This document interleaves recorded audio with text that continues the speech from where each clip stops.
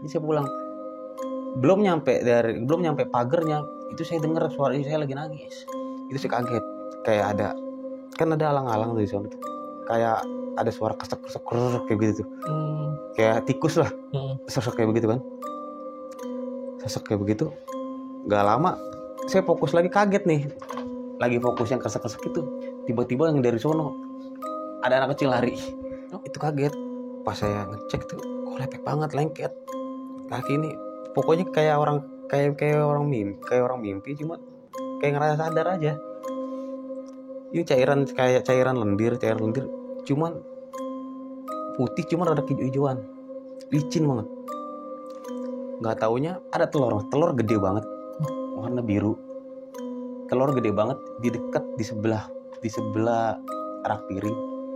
Baru pegang kayak begini, meledak. Nah itu kemarin bapak itu juga ngetok dari jendela yang di sini, katanya, mbah, saya mau dong gendong anaknya, masih mau pulang.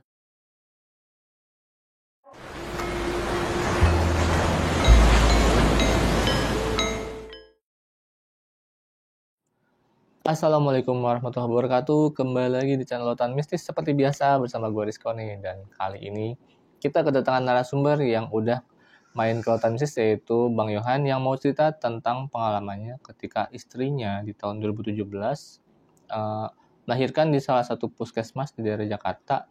Dan ada kejadian yang aneh ketika istrinya melahirkan di puskesmas tersebut. Langsung kita sapa dulu samping gue ada Bang Yohan. Halo Bang. Halo Bang. Main lagi kita Bang. Iya Bang, siap. Nah jadi kali ini Bang Yohan mau cerita tentang pengalaman istrinya ketika melahirkan nih Bang. Iya benar Bang. Nah boleh ceritain sedikit gak Bang gimana? Jadi kejadian tahun 2017 itu pas istri itu melahirkan anak kedua. Dan itu pun baru-baru nyoba itu pakai BPJS, karena anak pertama itu di bidan. Di BPJS tuh, karena BPJS itu akhirnya dialihkan itu ke puskesmas. Oke. Yang tadinya puskesmas itu nggak saya harapin, karena puskesmasnya ada lagi yang lebih bagus. Ternyata di sana penuh, dioper lah ke puskesmas yang emang puskesmasnya tuh emang udah puskesmas lama, tua. Itu tempatnya juga di gang sempit. Tempatnya juga ya emang kumuh juga, nggak terurus juga.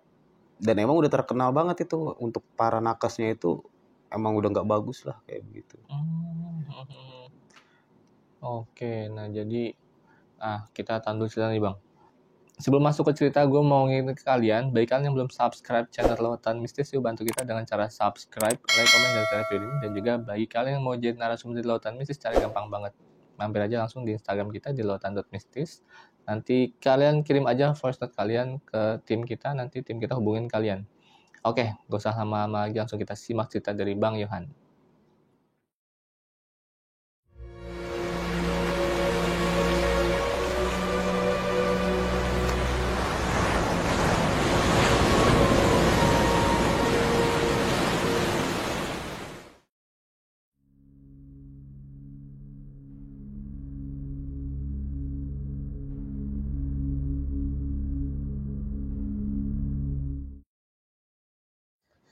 Gimana ceritanya Bang? Jadi ceritanya itu pas mau lahiran anak kedua. Kebetulan pas udah 7 bulan itu kan USG ternyata itu dibacanya itu laki-laki. Dari awal mulai kehamilan emang udah mulai ada kejanggalan nih, karena nih anaknya itu suka muter-muter. Jadi muternya itu ketika malam gerak-gerak dan ketika lagi diperiksa itu di USG itu kejadian lah, itu dia jatuhnya apa yang ngomongnya, sungsang ya. Jadi kakinya yang di bawah, kepalanya yang di atas. Sungsang kaki yang di atas. Akhirnya di situ saya mutusin, ini kayaknya ujung-ujungnya nanti bakalan disesar kan. Akhirnya saya mutusin buat untuk pengajuan ke BPJS. Nah dari BPJS itu tadinya saya di bidan biasa nih. Akhirnya dari udah pengajuan BPJS itu saya kan dapat dari perusahaan juga, dapat yang kelas yang 2. Kelas yang 2 itu dapat klinik rujukan. Klinik rujukan itu karena kan udah mulai besar nih, klinik rujukan itu dioperlah ke rumah sakit umum di daerah Jakarta Selatan. Di USG lagi emang bener ini sungsang. Cuman kan saya sama istri saya kan mikirnya ya mudah-mudahan jangan sesar. Jadi mulailah buat alternatif lah, kayak diurut, diputer kayak begitu kan, biar bisa balik. Tapi saya tetap nih buat lahiran itu pakai BPJS. Nah dari BPJS itu berlangsung itu ternyata saya dapat itu untuk lahirannya itu di puskesmas di Jakarta Selatan juga. Cuman di puskesmasnya emang yang puskesmas tua itu. Emang puskesmas itu emang udah terkenal juga, seremnya juga ya, emang gak kurus juga. Terus nakes-nakesnya juga emang pada jutek-jutek kayak gitu kan. Oh, jutek-jutek. Jutek-jutek. Nah habis itu selang udah mulai 2 minggu saya udah mulai di kontrolnya tuh di puskesmas itu di Jakarta Selatan itu baru ngerasain pelayanannya seperti apa gitu kan, karena 2017 itu emang bener-bener pelayanan lagi kacau-kacaunya tuh BPJS tuh. Ketika pakai BPJS ya nggak bakal dihargain, jatuhnya kita mikir gratis gitu kayak gitu kan. Dari situ udah mulai dimarah-marahin lah. Saya lupa waktu itu, lupa bahwa namanya buku pink yang yang pencatatan buat timbangannya berapa nih pas hamil. Iya. Terus ada perkiraan dari awal orang hamil kan, ada nih HPL-nya berapa nih, nanti di tanggal berapa nih ininya. Nah itu saya lupa tuh, itu dimarah-marahin, suruh pulang lagi dan itu nggak bisa balik lagi, udah besok lagi ngantri lagi. Nah itu saya kan bingungnya gitu, karena kan saya kan kerja juga sambil kerja tuh, jadi aduh kayak begini banget nih. Terus sempat kepikiran juga untuk udah bidan aja lah bayar, cuman kan takutnya dari bidan itu anak-anaknya masih sungsang, dioper lagi ke rumah sakit, kita nggak megang nggak pakai BPJS kan, kenanya kan gede banget tuh. Lumayan. Ya kan, persiapannya juga saya juga belum ada persiapan juga, pokoknya persiapannya mepet lah. Karena 2017 itu jadi saya kerja sambil ngojek juga, jadi kan ya masih rada-rada kurang lah. Nah ini kejadiannya ketika pas sudah mulai HPL-nya nih, HPL istri saya itu di tanggal 23-24 November. Tapi istri itu udah ngerasain mules itu di tanggal 18 November 2017. Itu kejadiannya sore saya ditelepon, suruh pulang. Kebetulan pas banget udah pulang tuh, jam 5 sore. Udah pulang lagi, suruh cepet-cepet pulang ke rumah. Tumben-tumbenan nih saya nih, nelpon kan, saya angkat. Ini udah mules nih, bantuin siap-siap packing buat peralatan buat yang di sana lah. Ketika saya datang, ini anehnya hilang mulesnya. Mulesnya hilang. Mulesnya hilang. Dia nanti aja, karena kan istri saya mungkin pengalamannya dari anak yang pertama ya. Dia nanti aja lah, nyantai lah. Takutnya di sana kelamaan kan males ya. Malah kelamaan di sana kan jadi bosen kan, apa gimana kan, namanya di tempat orang kan. Ya udah ini nggak jadi, saya bilang gitu kan. Itu nggak jadi, ya udah ya. Mandi, saya narik tuh. Saya narik nggak lama dapat satu orderan. Baru nganterin orang, cuman nggak jauh juga, deket situ. Lalu nganterin orang, telepon lagi, udah mules lagi, balik lagi lah ke sana. Balik lagi sekitar jam 6 mau maghrib. Akhirnya saya buru-buru, ternyata udah dibantuin sama mertua saya tuh packing, jadi tinggal bawa doang. Saya bawalah langsung ke puskesmas yang di sana. Jadi ketika pas sampai di puskesmas tuh, itu gerbangnya ditutup bang. Jadi kan naik motor nih, berdua nih, bawa gembolan juga kan. Jadi saya turun dulu, ketok-ketok itu nggak lama ada yang keluar, laki-laki. Bukan nakesnya ini, ternyata yang keluar itu laki-laki, suami dari orang yang abis ngelahirin situ, cuman dia mau pulang nih. Ini kejadian pas maghrib. Mas, istri saya mau ngelahirin. Oh maaf mas, saya juga abis ngelahirin di sini, kata dia. Istri saya juga abis ngelahirin dari sini nih, jadi saya juga mau buru-buru pulang, nggak betah di sini istri saya, kata dia gitu. Mas masuk aja, kata dia. Mas mau masuk aja, masukin aja motornya. Dibuka gerbangnya. Nggak lama disamperin sama penjaga puskesmas itu mas. Penjaga puskesmas itu nyamperin, mau lahiran ya? Iya mau lahiran, bentar ya, dipanggil dulu asisten bidannya, bukan bidannya dulu, dipanggil asisten bidannya. Ternyata emang dia pas itu udah pada pulang. Hmm. Saya juga nggak tahu gimana SOP-nya ya, karena kan ini orang juga yang pengen pulang juga kan, masih ada nih orang yang harus dirawat, kok udah pada pulang semua, yang jaga cuma penjaga puskesmasnya doang. Dipanggil lah sama yang penjaga puskesmasnya nih, ibu-ibu udah lumayan rada tua lah. Ternyata emang ngekosnya nggak jauh dari puskesmas tersebut tuh. Dipanggil, jadi ibu-ibu ini belum datang. Ini pas abis maghrib 6:30 ada yang datang. Kan udah ditidurin nih, dibawa masuk sama apa namanya yang penjaga puskesmasnya nih. Di sini dulu ya Bu, ditungguin kan, ditidurin. Ya saya kan diteriak-teriak aduh kayak gitu kan. Saya juga laki-laki kan panik juga kan. Ini harus manggil juga bidannya. Gak lama itu ada yang nyamperin. Perempuan itu sekitar umur 40-an, 43 nyamperin. Bilang, "Bu, sebentar ya Bu ya, tunggu bidannya." Emang dia sosoknya kayak bidan juga. "Bu, jangan pokoknya kayak orang ngerti gitu loh, kayak orang ngerti bidan. Bu, jangan ngedenin dulu ya," kata dia, "jangan ngedenin dulu ya. Tahan dulu ya Bu, ikutin aja," katanya. Tarik napas, sebentar tunggu ya kan. Gak lama dia pergi ke di belakang itu kayak ada dapur. Di belakang dia pergi ke dapur. Saya kira nyiapin alat. Gak lama tuh asisten bidannya datang. "Bu, mau airan ya?" Gak lama dia nanya, "Tadi udah ada yang nanganin?" Udah ada yang nanganin." "Siapa Bu yang nanganin?" Nah, di sini saya bingung nih. Karena yang asisten bidannya ini katanya yang lagi in charge itu di situ itu dia doang sendiri. Tadi udah ada temennya yang kesini, kata saya kayak gitu kan. Bidannya, dia rada-rada kaget. "Kayak gimana Bu ciri-cirinya?" Saya sebutin lah ciri-cirinya. Masih umur 40 sampai 43. Dia pakaiannya biasa kok, katanya dia pakai celana bahan. Terus nggak pakai baju bidan kayak gitu, nggak pakai kok, pakai baju apa namanya putih, cuman kemeja biasa aja kayak gitu kan. Dari situ dia mukanya rada-rada shock begitu. Hah? Terus emang kenapa itu temennya, saya bilang gitu kan. "Oh iya temennya, dia cuman ngomongnya rada-rada gagap kayak gitu." "Hah, iya teman saya. Sebentar ya, ini lagi ditelepon bidan ibu tahan aja dulu." Jadi ketika ini asisten bidan ini baru dicek nih, udah pembukaan berapa, ya kan?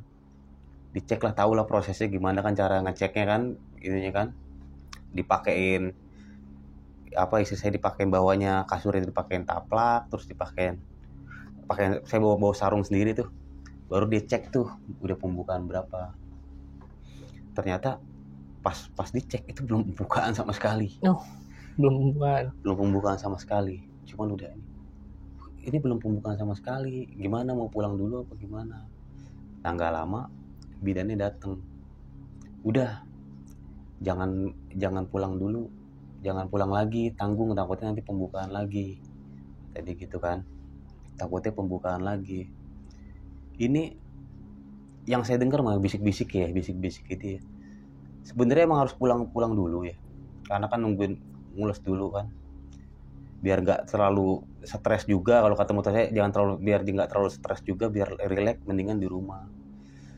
Cuman ketika ini bidan ada obrolan dekat dapur, saya kan keluar mau ngerokok, ngomong, "Udah biarin aja di sini biar lama, nanti biar in charge-nya lebih banyak lagi," katanya begitu. In charge-nya lebih banyak lagi, jadi ya mungkin buat ngerembes ke BPJS kali ya. Saya juga nggak terlalu ngerti tuh. Akhirnya in charge-nya di situlah, buat nginep di situ, disiapin semuanya. "Bu, nanti kalau misalnya ini tinggal panggil aja ya, kalau misalnya itu ya, saya di belakang," katanya. Dia ngomongnya saya di belakang, di ruangannya dia ada. Nah, di sini jam 10-an tuh saya lapar. Itu saya lapar, minta nyari makan, minta beli nasi goreng. Di puskesmas itu rada lumayan jauh lah, tukang nasi goreng itu ada di keluar sedikit kan, di gang sempit tuh. Di keluar sedikit ada pom bensin, di sebelahnya ada tukang nasi goreng. Saya belilah di situlah. Saya beli sambil ngobrol-ngobrol sama dia. Dia nanya, "Mas, baru kelihatan di sini, disangkanya saya baru ngontrak atau ngekos di situ. Karena emang itu emang jalurnya perkantoran juga, jadi banyak kos-kosan, banyak kontrakan. Jadi mungkin tukang nasi gorengnya ini SKSD kali, biar langganan kali kan, ngobrol-ngobrol kayak gitu kan.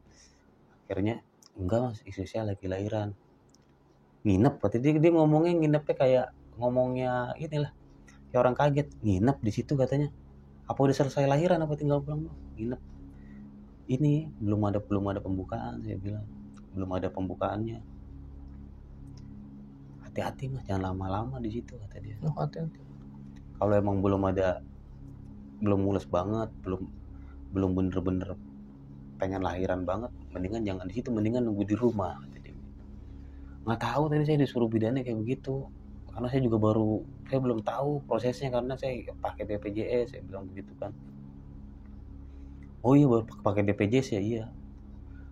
Emang kenapa? Saya bilang. Emang orangnya, ya saya manggilnya orang kan, dia kan berderet itu, tukang nasi goreng, tukang sate gitu kan. Saya manggilnya Cak Cai. Emang kenapa Cak? Nanti juga bakalan tahu kata dia. Cobain aja nginep di situ sih. Waduh, ini ada apaan nih di sini nih. Pulang lah saya. Pulang. Jadi gini, orang yang tadinya ketemu sama saya yang istrinya baru ngelahirin di sana, itu ketika sudah jam 10 dia keluar itu jam 8:30, itu udah pulang. Jadi di sana itu tinggal saya doang sama istri saya tuh. Sama yang katanya yang jaga di situ, sama yang asisten bidannya.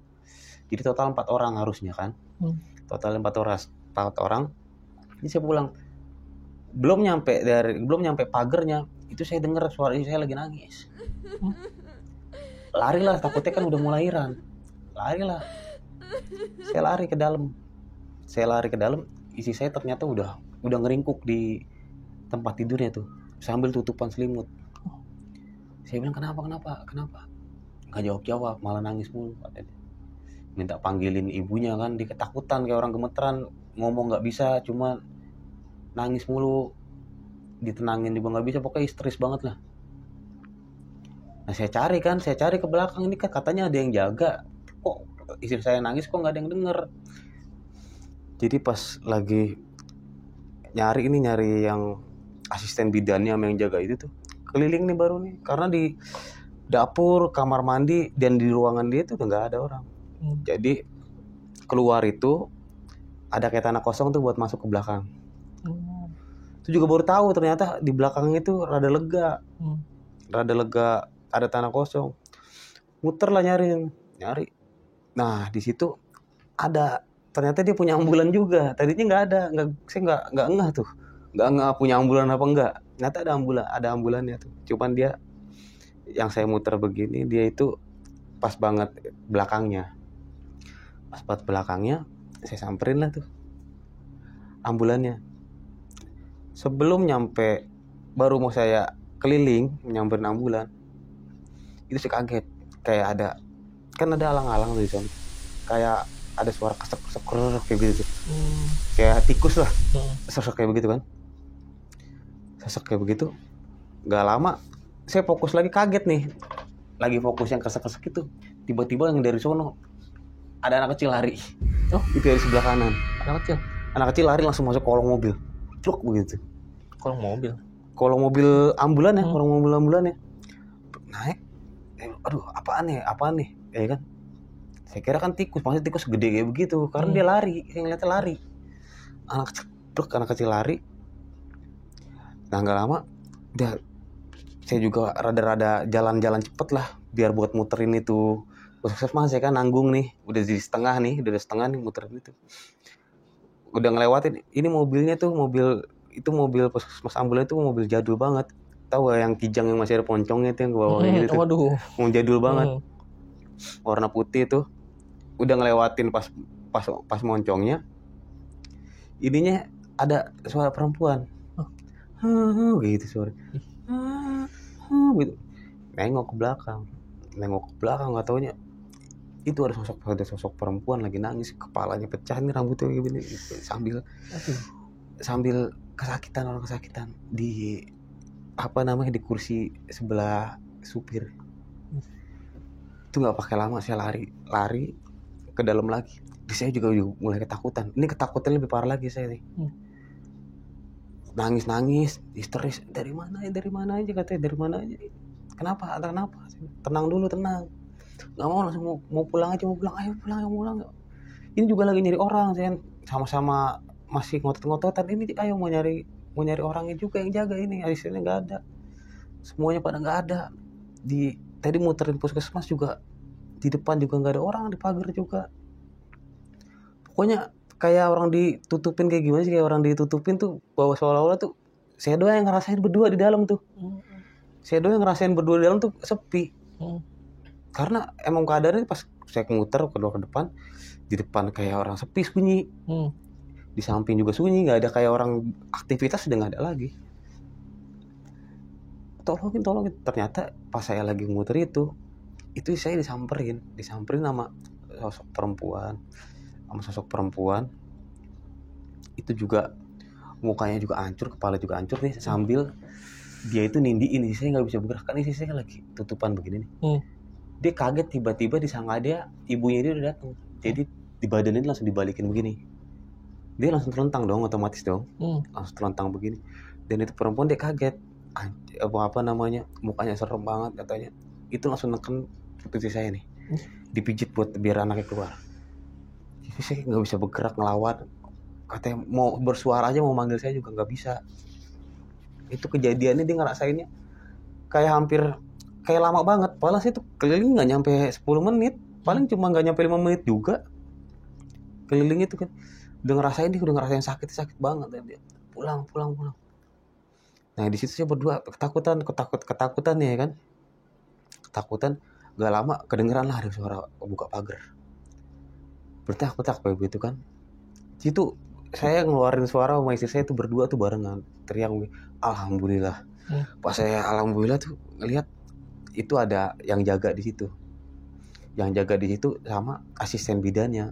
Padahal saya nggak ketemu sama dia. Dia langsung nyamperin. Ini kayak ada plot twist juga nih, kok tiba-tiba kok dia tahu saya nggak ketemu sama dia, kan belum laporan. Bu, Pak, saya pindah ya Pak, jangan di sini katanya. Saya pindah ya. Saya udah nangis, gak maunya mau pulang aja katanya, mau pulang aja, nggak mau di sini, ya kan? Ini pas mertua saya juga teleponnya nggak bisa, karena kan nggak mungkin juga saya tinggal, istri saya sendirian, malah tambah takut kan dia kan. Dipindah itu jadinya di ruang pemeriksaan, bukan ruang bersalin. Jadi dipindah, dituntun di saya tuh dipindahin di ruang pemeriksaan. Nah itu nungguin tuh yang asisten bidannya tuh nungguin. Dia juga ada bangkunya di situ. Saya keluar lah, udah ada yang jaga, sambil ngerokok. Itu bilalnya tuh udah pas selesai itu jadi 11:30. Itu lagi ada ngerokok. Itu rame, di depan masih ada. Di situ nggak jauh tuh ada warkop. Itu banyak orang, tapi ngeliat sepi banget, sunyi banget. Ini ada orang. Mutusin buat ngopi, ngobrol-ngobrol di situ kan. Mas, kata dia, lagi di puskesmas ya. Istrinya di dalam, iya, lagi ada asisten bidannya juga. Jangan lama-lama di sini Mas, mudah-mudahan cepet istilah lahirannya, saya doain biar cepet deh, jangan lama-lama di sini. Emang kenapa? Itu juga orang nggak cerita. Cuma saya ngomong, Pak, di sini serem ya gitu ya, saya bilang gitu. Kata dia cuma nahan, udah jangan diceritain. Dia jangan, karena keadaannya lagi banyak pelanggannya dia juga, karena nggak jauh dari puskesmas itu tuh. Udah jangan diceritain, nanti juga ngerasain sendiri kayak gitu kan. Nah nggak lama saya disamperin sama apa yang jaga puskesmasnya, kan udah ada yang jaga puskesmas sama asisten bidan itu. Disamperin, Pak, itu istrinya udah pembukaan katanya. Udah pembukaan Pak, udah nambah pembukaan.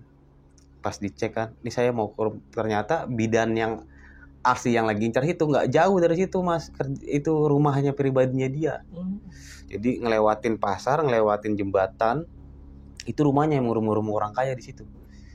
Rumah-rumah orang kaya tuh. Nyamperin itu bidan, ya udah akhirnya saya nemenin saya kan, saya lulus. Ditungguin bidannya datang tuh akhirnya.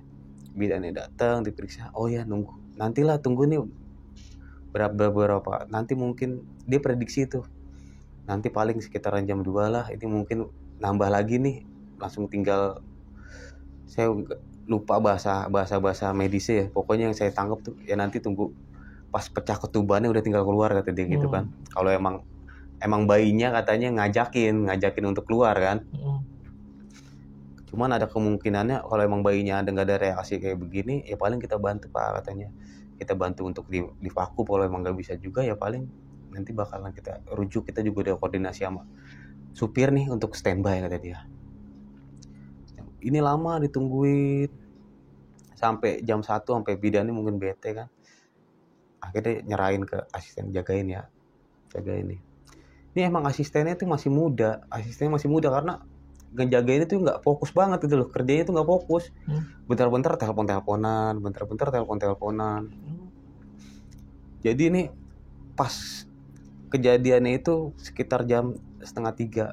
Jadi mereka kan udah pada keluar, saya juga di situ tuh jagain istri saya tuh. Gak lama saya mules, kamar mandi lah yang di belakang tuh. Kamar mandi ke belakang, buang air kan di situ kan. Ini saya kaget ketika udah selesai udah pakai celana. Itu saya kaget jatuh di depan pas buka pintu. Ini pintunya itu masih pintu yang aluminium. Jadi ketika dibukanya berisik.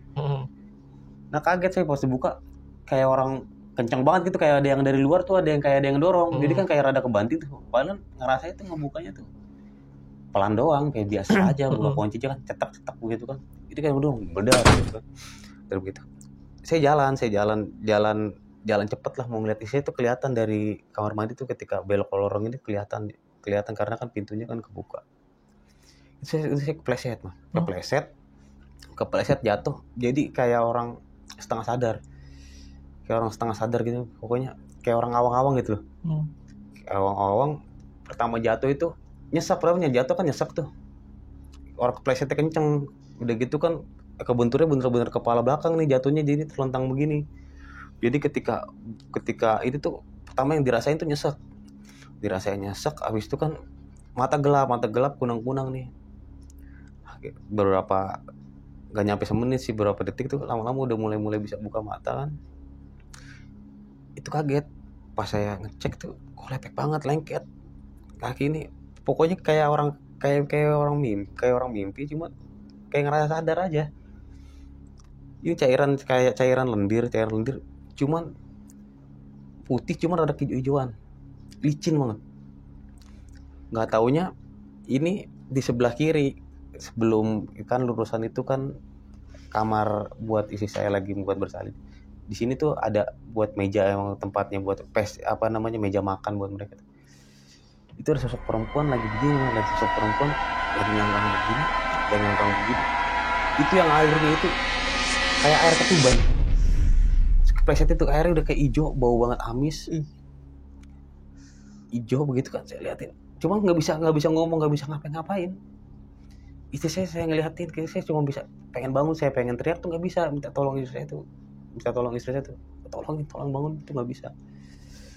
Itu kagetnya yang ketika itu dia keluar, anak kecil langsung keluar, lari begini, langsung nibarin muka saya. Dari situ dia nggak sadar. Itu saya ngerasanya tuh kayak udah seharian aja lah, kayak udah seharian kayak orang.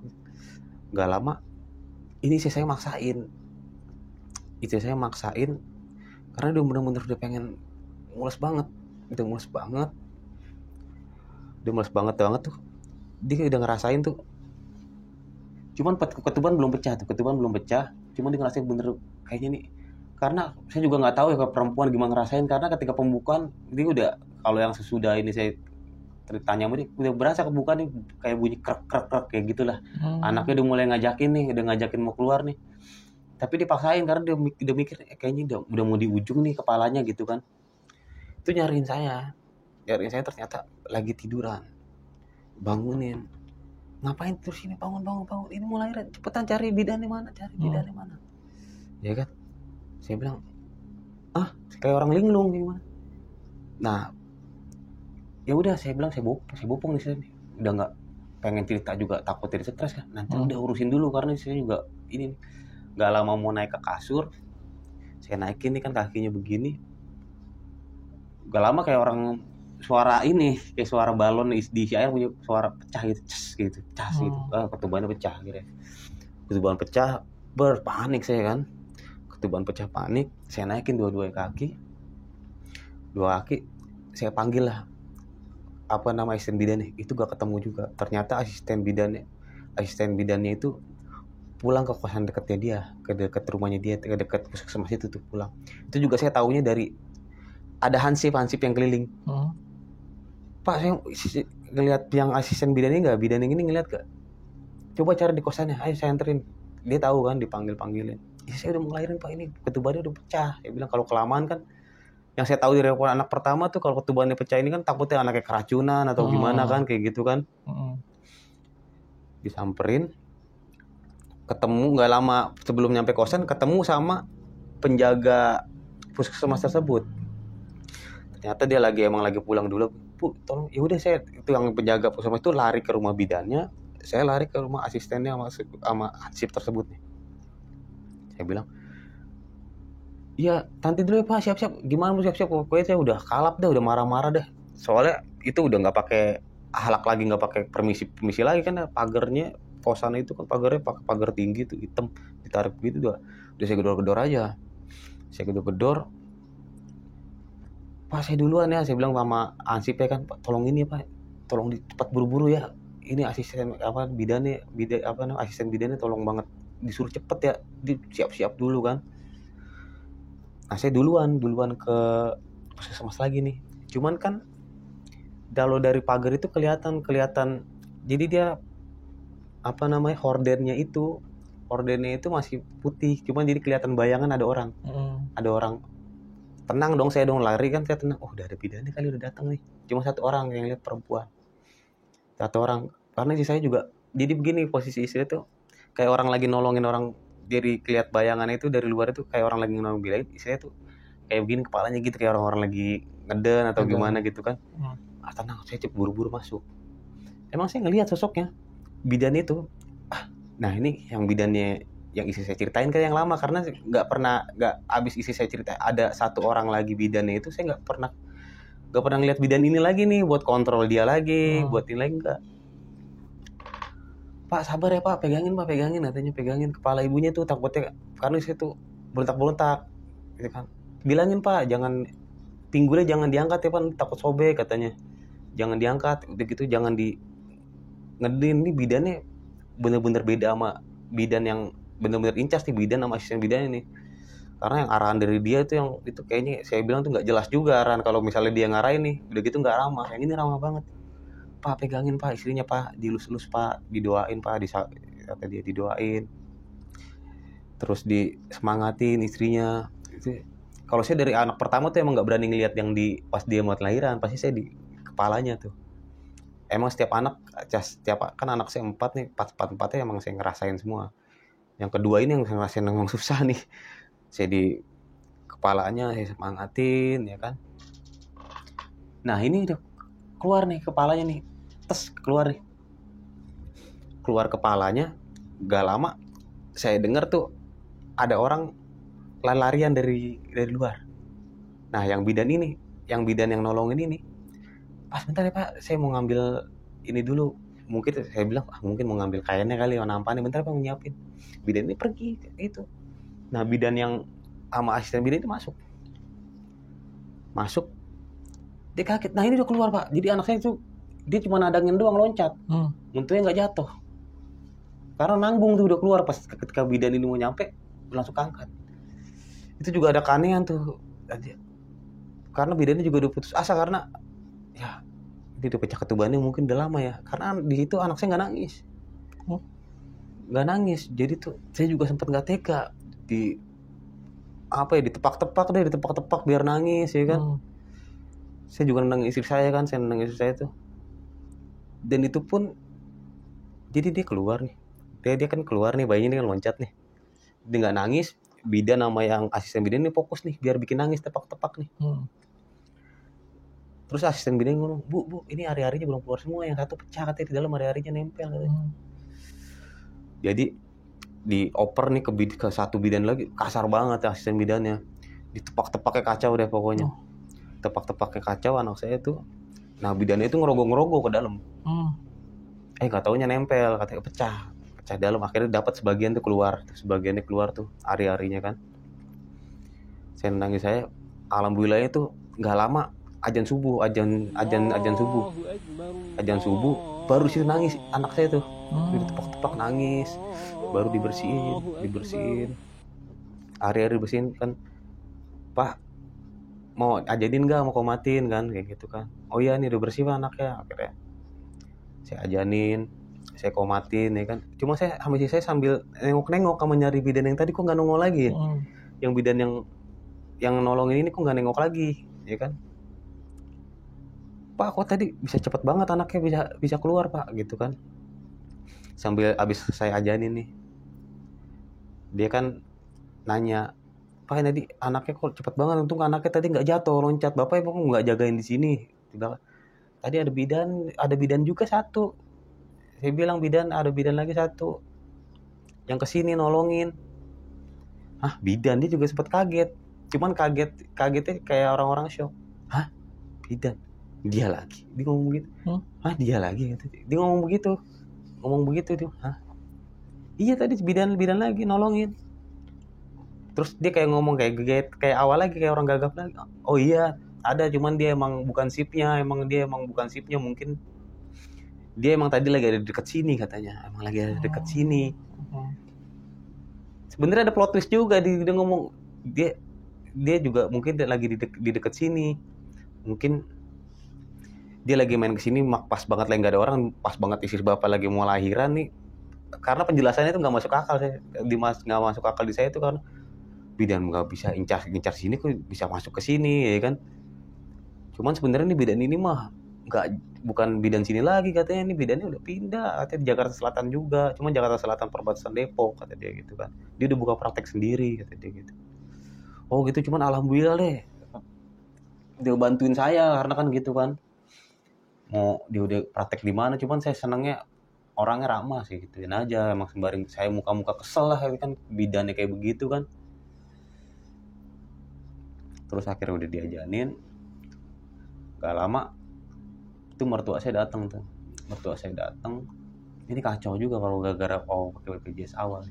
Biasanya pas anak saya pertama awal itu, ketika udah ngelahiran nih, saya udah terima beresnya, ari-ari udah dibersihin, dicuci, pakaian yang bekasnya juga udah dicuci, saya tinggal bawa pulang, ari-arinya tinggal dikubur doang. Paling tuh kalau ini orang Betawi nih ditambahin garam sedikit, itunya dikasih batang pohon pepaya lah, buat pohon pepaya tuh di lubangnya tuh buat ke atas kan, cuma bikin itu belum sama sekali Mas. Jadi saya masih beresin dulu itu, masih nyuci dulu. Waduh. Sampai pagi baru saya kuburin. Terus mertua saya bilang, yaudah kuburin di situ, jangan lupa ya, kasih garam, jangan lupa nyari batang pepaya juga, ya kan. Itu kendi juga nggak disiapin, jadi saya nyari dulu. Dan itu kan pagi juga nyarinya juga rada susah, jadi saya nyari itu di daerah Keramat Jati dekat PGC itu, belokan tuh di tukang-tukang sebelah kiri, tukang bunga, lumayan jauh nyarinya. Jadi nyampe ke sana tuh udah jam 8 pagian. Saya ambil, dan itu gantian jaganya. Dari situ udah bener-bener deh, pokoknya ngerasanya tuh bener-bener capek banget, kayak orang satu malam itu kayak orang ngos-ngosan aja gitu loh. Bener-bener capek banget. Saya istirahat, abis nguburin saya istirahat, itu nggak kejadian apa-apa juga, saya juga nggak kejadian apa-apa tuh. Nah nggak lama sebelum maghrib jam 5-an dikabarin. Saya bilang, ini istrinya katanya masih sekitaran 1 hari 2 hari katanya.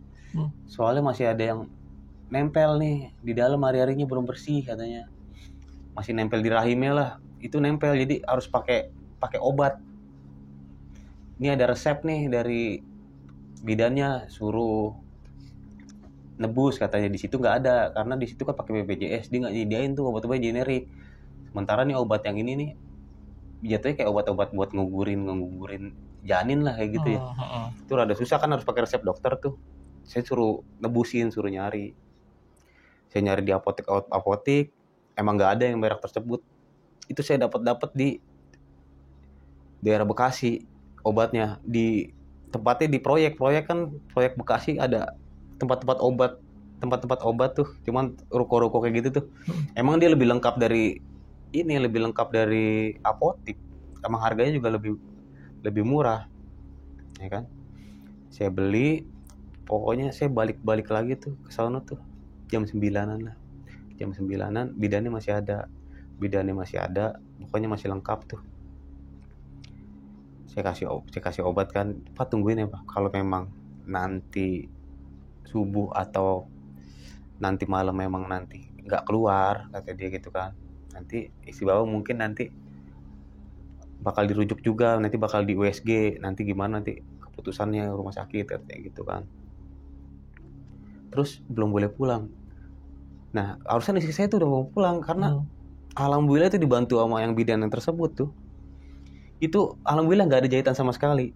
Beda sama kayak saya yang pertama anak perempuan, itu masih ada jahitan. Yang anak perempuan tuh kecil, cuman berapa tuh, cuman ada jahitan, 2 jahitan apa. Ini yang anak kedua ini keluarnya gede, sekitar hampir mau 5, 4 atau berapa gitu, pokoknya gede. Kalau orang-orang bilang tuh gede, tapi nggak ada jahitan sama sekali. Emang nggak dijahit, karena emang nggak sobek lah ini, emang keluar lancar. Orang saya juga ininya, dia loncat kok, orang pas banget kepegang sama bidan yang baru datang itu, pas keluarnya loncat kayak gitu kan. Nah di sini nunggu lagi nih, saya bilang ya harus nginep lagi kan. Bidannya itu pamit, sama mertua itu pamit itu ketika jam 10. Saya ngobrol lah, Bu, di sini kan ada yang jaga tuh, yang ibu-ibu tuh masih belum pulang tuh, ibu yang di puskesmas itu, emang mungkin dipercaya buat ngurus bersih-bersih di situ. Karena satu hari itu semalam itu saya nggak mikirin ngopi, nggak mikirin apa kan, Bu sini ada air panas ya sih. Saya udah kayak orang ya ngopi lah, mau biar rileks lah kayak gitu kan. Ada Bang air panas, tinggal di ini aja, dimasak aja di kompor di belakang, airnya ambil aja. Saya sambil ngobrol sambil ini kan, Bu, bidan itu yang bantu itu emang dia incas ini bukan? Oh yang itu, cuman dia ngomong oh yang itu dulu itu emang di sini emang tempat buat, dulu itu bidan-bidan yang baru lulus itu buat belajar di sini. Bidan-bidan yang baru lulus. Nah yang bidan yang Mas maksud itu, yang itu emang di sini Mas, ini bidan sekarang. Cuman prakteknya di Jagakarsa itu belum terbuka sama sekali sama saya tuh. Emang bidannya ramah banget, nggak kayak yang ini, saya bilang gitu kan. Kayak orang-orang lagi gibain yang bidan-bidan inilah, gibain lah, karena kan juga saya kalau ke saya juga kan bener-bener kesel juga sih sama pelayanannya kayak gitu kan. Iya, emang dulu emang terkenalnya ramah gitu. Nah di sini ketika dia mau balikin badan gini, kayak orang ngomong, cuma saya denger dia ngomong kayak gini, cuman sayang kayak gitu doang, cuman sayang sekarang. Hah? Kayak kaget, Kakang kenapa Bu? Oh enggak, kata dia gitu, enggak. Kayak orang menghindar, Mas bentar ya Mas ya, saya mau nengokin suami saya dulu. Emang ibu-ibu itu rumahnya di situ, dekat situ, emang dipercaya. Tapi Mas saya mau nengokin suami saya dulu, sama anak saya nih emang udah makan belum? Ah, ya udah ya Bu, saya bilang gitu kan. Nah di sini udah mulai nih ngopi saya di depan. Ngopi ini kan puskesmas kan ada kayak tangga begitu nih buat naikkan di depan aulanya lah, jatuhnya aula kan pilar 2. Saya ngopi di situ, saya habis dikasih obat tidur. Itu saya dikasih obat dia tidur, saya ngopi sambil ngerokok kan, sambil ngeliat ke depan. Ke depan itu saya lihat tuh masih rame orang lalu lalang. Karena masih jam segitu tuh masih orang-orang pada pulang kerja lalu lalang. Ini nggak lama nih, kok lama-lama sepi ya? Saya bilang lama-lama sepi, udah mulai kok lama-lama sunyi. Kayak kagak ada kehidupan di sini. Nah di sini baru dah diteror lagi di sini baru nih. Bas ketika udah sepi banget, itu saya dengar itu kan dia kan tempat gelasnya itu masih pakai pakai rak piring yang kaca tuh, yang kayak gini tuh. Iya. Rak piring ada kacanya, buka-buka begitu tuh. Itu kebuka kayak kan gelas-gelas itu kan pada dicantol-cantolin gitu. Itu kayak kedengeran jatuh, tar gitu kan. Saya mikirnya, oh saya ke kamar mandi kali jatuh atau gimana kan. Saya nengok ke belakang ya kan, kok kagak ada sih, saya masih tidur. Itu juga barang kagak ada yang berantakan. Gak ada yang berantakan sama sekali. Tapi saya nemuin satu, ini lucu nih, ada ini masa ini nggak tahu emang bener mimpi apa kagak ya. Ada telur gede banget, warna biru. Telur gede banget di dekat di sebelah rak piring. Ini telur bener-bener gede nih. Saya kaget ngeliat, kok telur apaan ini? Ini aneh kan, telur apaan ini?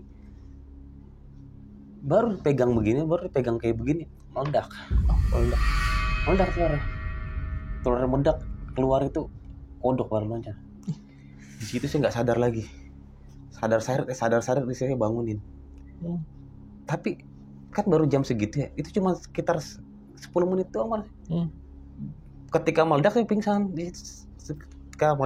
Tuh. Meledak, ini apaan? Meledak, dia pingsan. Nggak lama sih, saya merasanya udah seharian. Kayak udah pagi. Ternyata masih jam-jam segitu juga. Kamu ngapain tidur di sini? Kan? Ngapain tidur di sini? Bangun. Saya kaget, saya nggak cerita sama istri saya tuh. Saya cerita kayak udah tenang. Kok aneh ya? Saya bilang gitu. Ketika dia udah tenang, saya bilang, kok aneh ya? Tadi lagi ngerokok di depan, lagi ngopi. Saya bilang begitu kan. Lagi ngopi ke depan, kok tadinya masih rame, kok kayak sepi banget kayak sekarang nih. Belum jam 12 kok sepi banget ya. Gak ada orang yang lewat sama sekali. Ya kan? Terus tadi kenapa begitu? Itu lucu, gak dimasuk akal. Masih ada telur gede banget, bukan telurnya segede banget kayak bola, cuman dia lonjong. Bisa gitu. Nah istri saya tuh beneran kayak, jadi saya tidur itu dimimpiinnya itu dia dikerubunin sama kodok sampai dia nggak bisa bangun. Saya bilang, tapi itu telurnya pecah, telurnya itu pecah. Abis itu nggak sadar lagi, meledak. Nah, tadi juga mimpi, kata dia. Tadi juga mimpi. Itu tiba-tiba pas lagi bangun, itu dikerubun di badan itu semua pada kodok, di bawah semuanya kodok, kata dia. Tapi tadi ada sosok, kakek. Lagi apa namanya? Nggak tahu, tiba-tiba lewat. Pokoknya ini juga nggak tahu nih, katanya di mimpi itu nggak tahu di ruangan mana nggak tahu, karena katanya putih aja, nggak tahu itu ngusir. Habis itu ngusir itu kodoknya, dibersihin itu. Terus habis itu dia ngomong, kata dia, hati-hati katanya, cepat pulang cepat sembuh. Anaknya dilihat-liatin, karena anak saya tuh di sebelahnya, di box ada di sebelahnya tuh. Karena kan nangis ya, tinggal disusuin kan. Hati-hati jagain anaknya. Ada yang mau ngambil katanya. Tapi tenang, saya jagain katanya. Kayak gitu ngomong, ya udah. Dia ngomong gitu, ya udah tenang dah. Nah nggak lama, itu ada suara kan, bangku yang tempat rumah makan tuh. Kayak ada orang, suara yang mundurin bangku, kret gitu kan. Apalagi nih, baru diceritain, datang lagi kan, baru mau keluar pintu buat ngecek, beraniin diri. Kaget pas-pasan sama bidan yang pertama kali datang, sama bidan yang pertama kali yang nolongin. Itu sambil dengan ramai, Pak gimana Pak, istrinya Pak, gitu kan. Oh iya sus, oh iya Bu, baik-baik aja, ini cuman lagi ada kendala nih, baru dikasih. Oh iya, dikasih obat ya katanya ya, biar bersih ya. Dia malah ngejelasin, Pak ini nanti kalau emang nggak bersih emang harus di USG, karena kalau emang ini nggak semuanya tuntas, katanya mungkin nanti bakalan ke belakangnya nanti jadi kista atau apa, nanti malah repot katanya kan. Ini harus bersih. Nah biar kalaupun nanti pakai obatnya nggak bisa, dia jelasinnya benar-benar telaten, nggak kayak bidan yang emang bener-bener incar sih, nggak masuk akal. Saya bilang dijelasin bener, nanti kalau emang ini nanti nggak tuntas, pakai obat nggak bisa, nanti mungkin bapak kita arahkan lagi nanti untuk ngambil surat rujukan lagi dari rumah sakit. Nanti kita rujuk ke sini pak, ke rumah sakit nih pak, kemungkinan nanti istri bapak nanti bakalan dikuret. Nah istri saya udah trauma aja karena dia itu punya temannya juga pernah keguguran ya, lebih sakit keguguran dibandingin ngelahirin. Nguretnya itu kan lebih sakit. Ya bu, doain nih bu, biar ini bu, ya kan.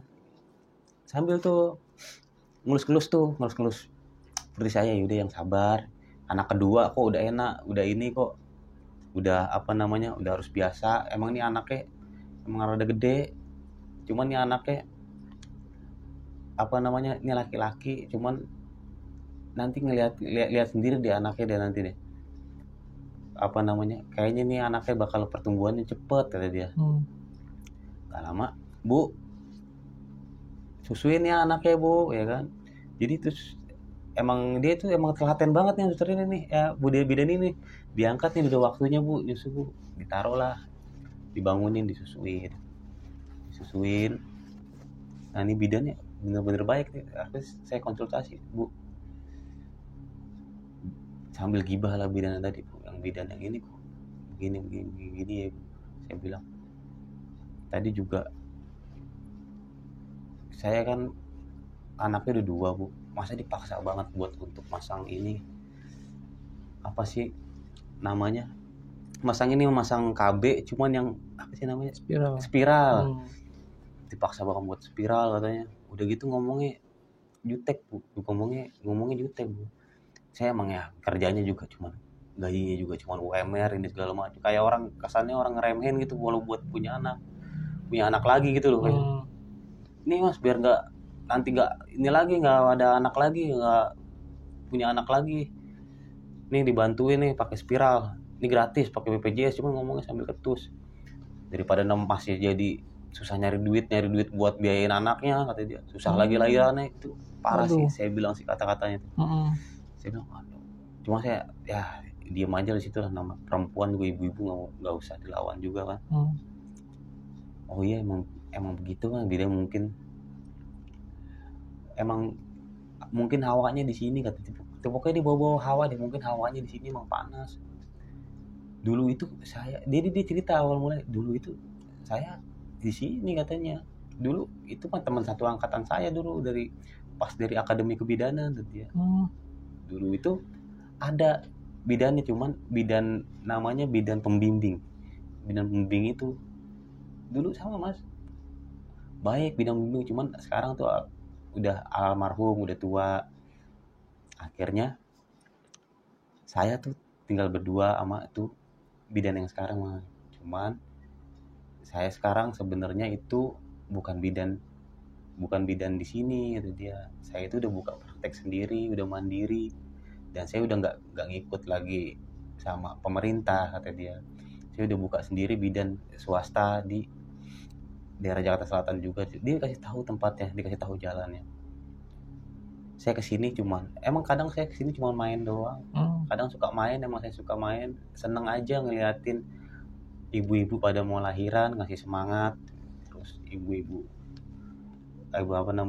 pada mau bantuin orang ibu-ibu pada lahiran ya kan. Karena saya tahu di sini emang tempatnya dan fasilitasnya juga masih kurang, karena kita lagi perpindahan nih untuk dari di BPJS. Jadi nih pokoknya nih malah bidannya yang ini nih yang saya jarang temuin, malah ini loh ngejelasinnya. Wah detail banget. Gak lama dia pamit, Pak Bu saya pamit ya, mudah-mudahan ini kayaknya prediksinya bener lah, kayaknya nanti jam 4 ini siapin aja Pak kata dia. Siapin aja, beliin abis kalau emang keluar nanti ininya langsung siapin aja Pak, beliin softtek kata dia. Beliin softtek karena nanti bakal ada darah-darah yang sisa katanya. Ya kan? Oh iya Bu, udah siap kok, saya kok udah bawa tuh di tas. Ya udah, nanti paling jam 3:30 paling nanti bersih lah biar bisa pulang. Ya kan? Saya pamit ya kata dia. pamit 1:30 tuh. Itu nggak ada lagi tuh, emang yang asisten bidan jaga udah nggak ada lagi, dia pamit pulang.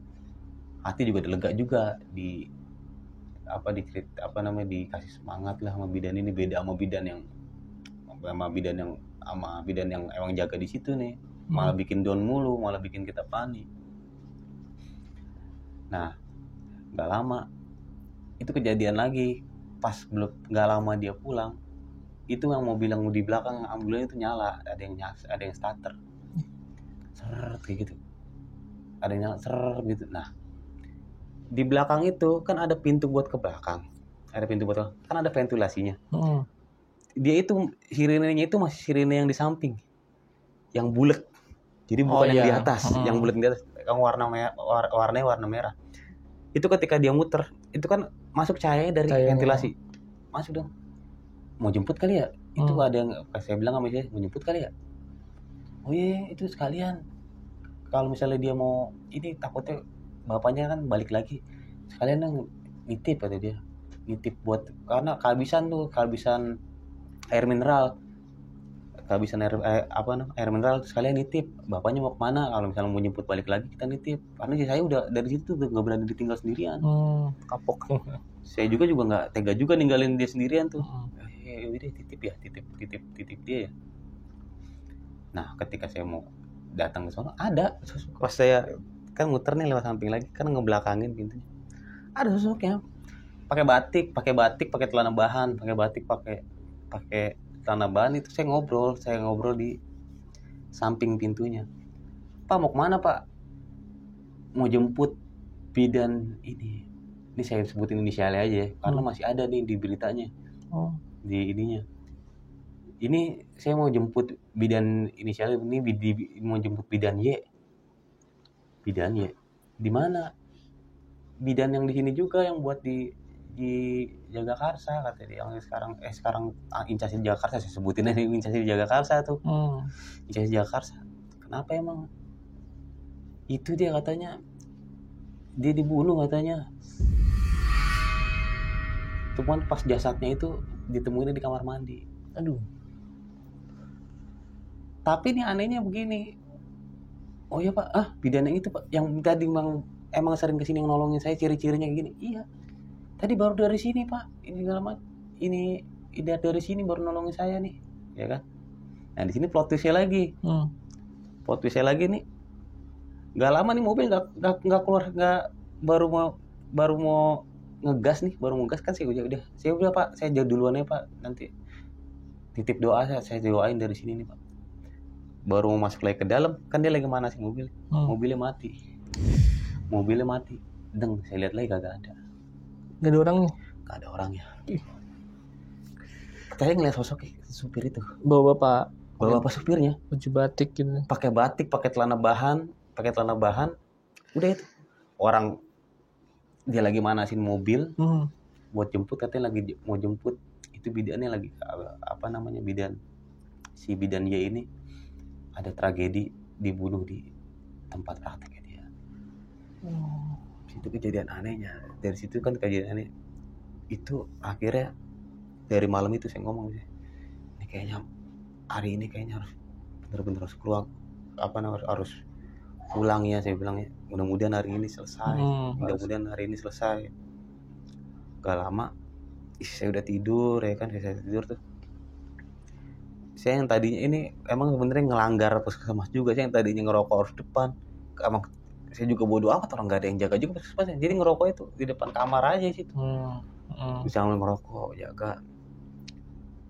3:30 saya bangun, ya kan, ambilin sarung, nggak tahu rembes, alhamdulillah keluar. Ternyata yang bercak itu kan emang keluar segede berapa ya, 3 jari inilah, 3 jari ini keluar.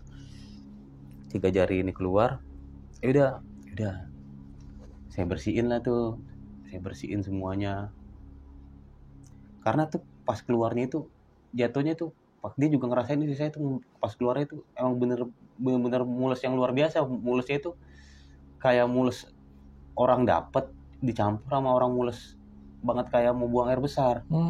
Orang dapet kan udah luar biasa banget ya, mulusnya ya. Kayak orang truk gitu keluar kan. kan kotor tuh ya kan, saya cuciin. Nah yang sisa dagingnya itu, yang ari-ari itu saya pisahin. Pas saya cuciin kan, saya bopong istri saya tuh, pokoknya saya pakein lagi kan semuanya. Akhirnya saya ngomong, itu saya berani ngomong itu pas lagi subuh. Sebenarnya tadi ada kejadian lagi, alhamdulillah kita bisa pulang. Pokoknya mau ditahan apapun kayak gimana pun, udah pokoknya kita pulang karena kita udah beres di sini. Ya kan, ketemu lagi yang itu ketemu bapak yang bapak supir, bapaknya hilang sih, ceritain pokoknya nggak terlalu detail ceritain ke dia kayak begitu kan. Kata saya, nah itu kemarin bapak itu juga ngetok dari jendela yang di sini katanya. Kata dia pas lagi saya lagi ngerokok di depan. Ini saya nggak berani cerita karena takutnya jadi dua-duanya takut, jadi heboh gitu kan. Itu ngetok minta bukain jendelanya.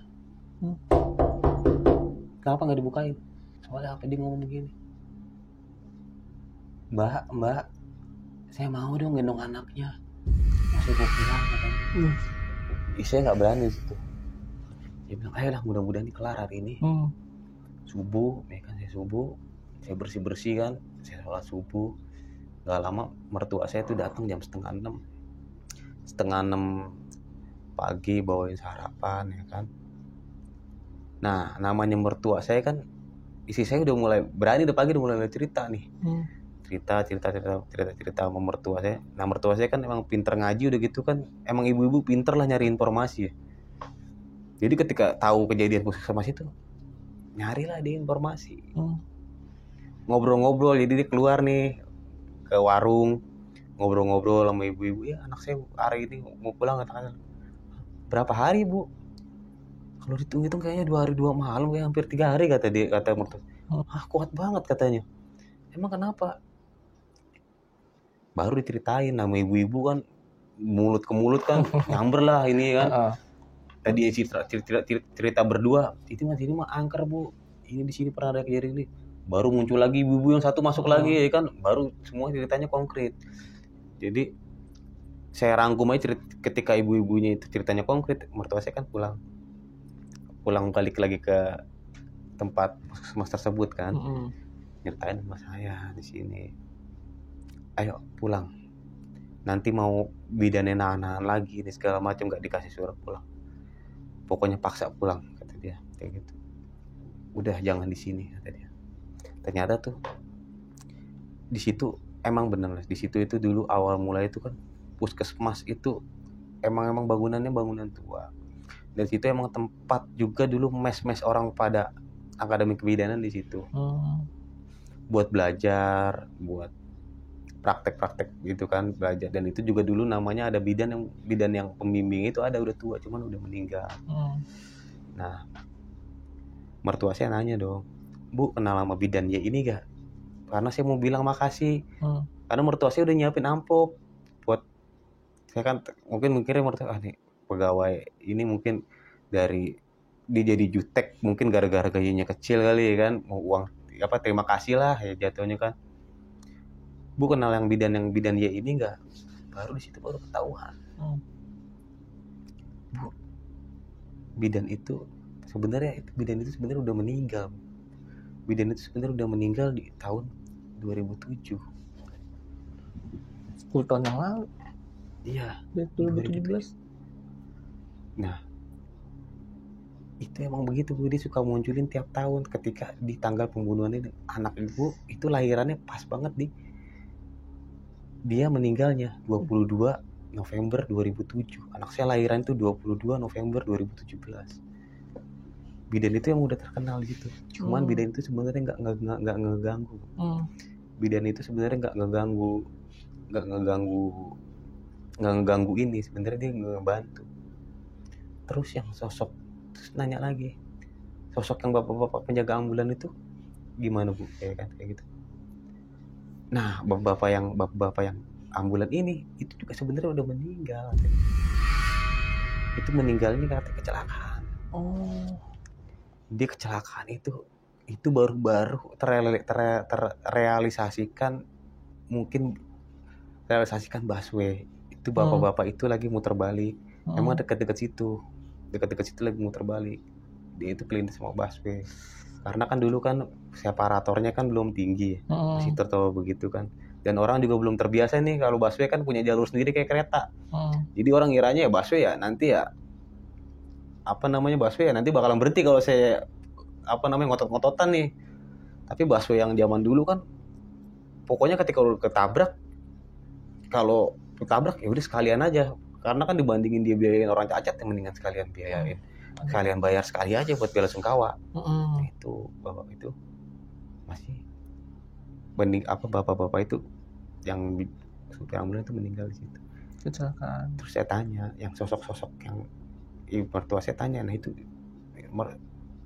menantu saya di ini perempuan, ada anak kecil, ya kan, terus ada suara-suara. Nah ternyata itu sosok itu emang peliharaan dari si bapak-bapak yang supir ambulan tersebut. Emang bapak-bapak tersebut nggak tahu gimana suka-suka main ilmu, taruh sajen, taruh apa di puskesmas tersebut tuh. Aduh.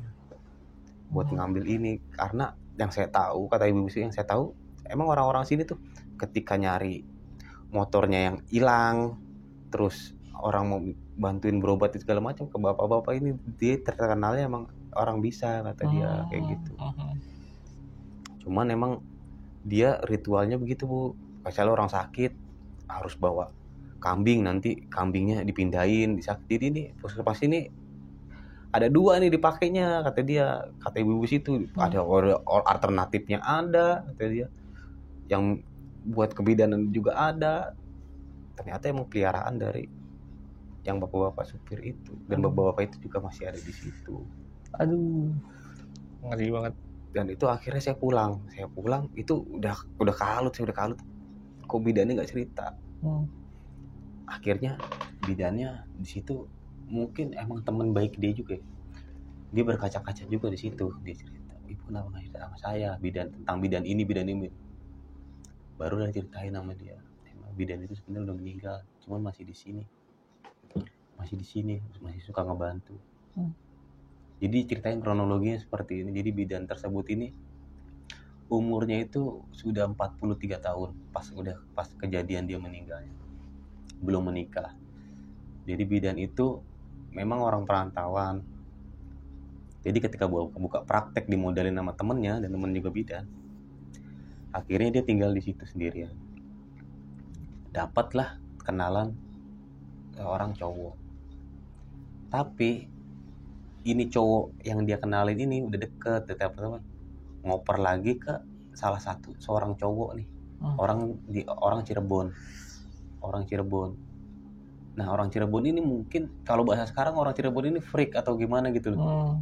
Ada motivasi buat dapetin ini bidan yang meninggal ini, almarhum ini. Jadi bidan ini diteror terus, jadi merasa diteror. Tadinya dia deket sama temannya ngoper tuh nomor ke bidan itu, ke temannya itu, jadi teman diteror, mau ketemuan gitu. Mungkin ada suatu kata-kata bidan itu yang bikin sakit hati itu laki-laki. Akhirnya dia ditelepon buat ngancam buat nyamperin ke sana. Sebelum disamperin ke sana, itu almarhum itu sudah nelpon bidan temennya ini yang tersebut minta tolong. Tolongin dong, ini ada orang yang mau katanya mau kemari, katanya mau matiin gua lah gitu, kata bahasa dia kan. Nah bidan yang cerita sama saya ini kan posisinya kan lumayan jauh, karena kan Jakarta Selatan yang puskesmas ini kan di tengah-tengah kota nih, kota Jakarta Selatan. Yang ini kan di perbatasan Depok nih, daerah Jagakarsa. Butuh waktu, ya kan. Tapi dia berangkat sama suaminya buat nolongin nih bidannya, dan bidan ini nelpon 2 orang. Nelpon si bidan yang temannya ini yang sekarang praktek, sama bidan yang kerja sama dia. Jadi 2 orang ini pas banget datang berpapasan nih 2 ke tempat praktek bidan tersebut.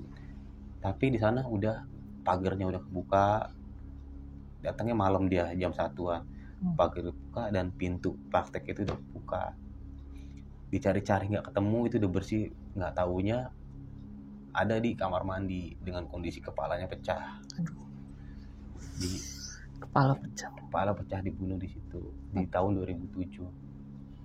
Dan itu sampai sekarang kasusnya juga nggak terungkap siapa yang ngebunuh. Sampai sekarang.